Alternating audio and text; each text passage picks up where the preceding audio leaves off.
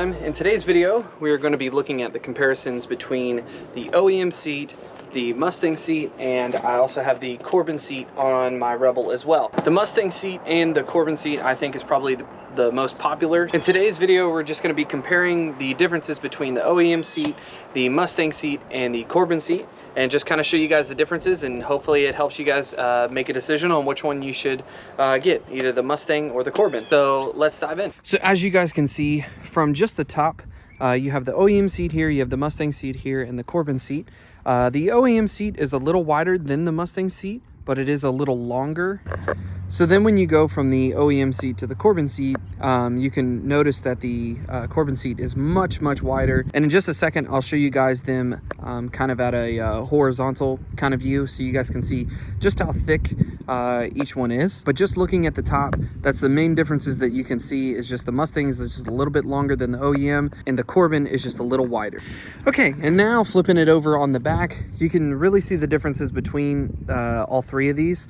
This is the OEM seat, just kind of how I had it before, but the OEM seat kind of has these, they kind of have these hooks that go into the frame, which I'll kind of show you guys here in just a little bit.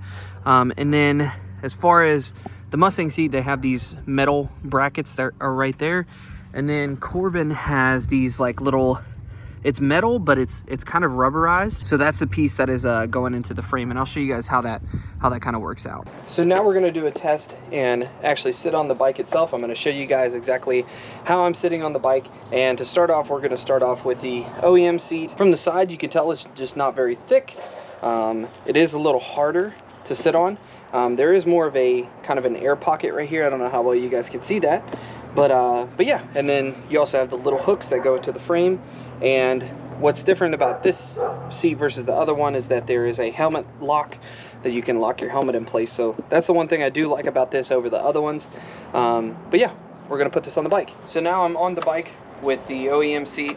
I do want to mention that I do have 4-inch risers on my bike right now. So this is where my arms are at. Before, my hands were kind of down here, and I was leaning more forward on the bike than I am sitting upright.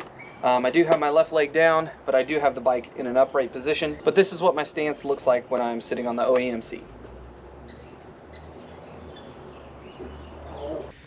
So as you can see from just this top-down angle, there's a little bit more of a gap in between the frame and the seat.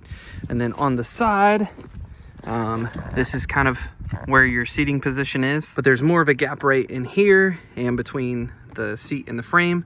So now let's throw on the Mustang seat and see the difference. Now moving along to the Mustang seat, as you can tell from a side angle, much thicker.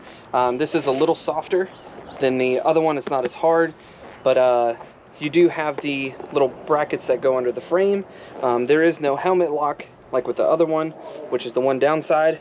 But yeah, we're gonna throw this on the bike and show you guys how it looks. So as you guys can see from a side angle, I am up a little bit higher. The seat is just sitting on the frame, and this is what it looks like when you're in a riding position.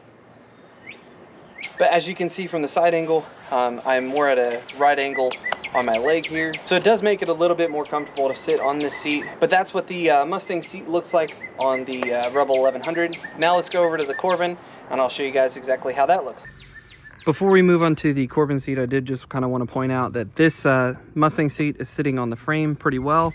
And as you kind of go to the side angle here, and as you go to the side angle, you can really see it kind of take shape to the frame. It goes all the way up to the tank, and it sits really nicely on the frame right there.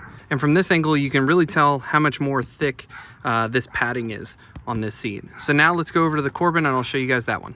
So now we're moving on to the Corbin seat, and as you can see, there is a lot of differences between the Mustang seat and the OEM seat to this one. From the side, you can see there's much more support as far as cushioning. The bottom does have the little bit different of mounting points, and then you have like the rubberized feet that'll go onto like the fenders and the frame of the bike. But like I was saying, there is no helmet lock, just like the OEM has one. This seat and the Mustang seat doesn't. So now we're going to put this on the bike and show you guys exactly how it is. The one negative I do have to say about the Corbin seat is that these rivets are in such a weird spot not necessarily a weird spot, but just having the rivets here. I've seen just little spots on my bike where it's kind of dug into the frame. So what I'm going to do is get some like weatherproof stripping and then go right here, just like the nice little foam, and kind of put that right in there, because this does sit right directly on the frame. So yeah, we'll put this on and I'll show you guys exactly how this looks. So now you guys can see the upright position when I do have the Corbin seat on. When I was in the Mustang seat, something I didn't mention is it does put you a little bit more forward. So if you are a shorter rider, it might be really good for you.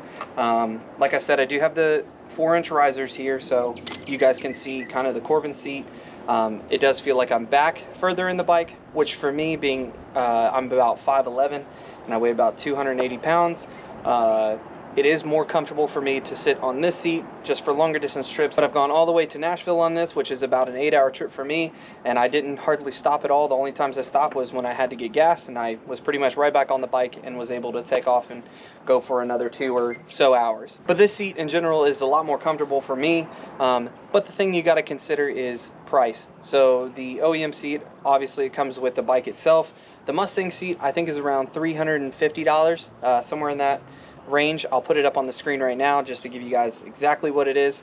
And then the Corbin seat is actually 2 times the amount of that. So just depending on kind of the route you want to go, something that you always have to consider is cost. How much does it cost to do something like this?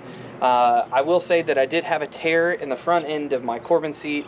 I did send it back to them, and if you do that within the first year, there was just like a tear, and they actually replaced that for free. Didn't charge me shipping or nothing. I sent it off to them. And what I might do in the future is if it does rip again, they said it was just from the material. The material could be, you know, because it's not leather. So what they probably recommend is I'm probably just going to get a leather seat, kind of redesign it again, and it costs half the seat. So that's another thing you just kind of have to consider, is the cost of what the seat actually goes for. And then looking at the seat from the back, as you can see, it covers all the frame right there. Then you kind of go to the side, and it does meet up with the tank pretty well. And it does follow that frame really, really nicely. And then coming back down, this is what it looks like from the side. A lot more cushioning, and it's just more comfortable for me. And yeah, I love this seat.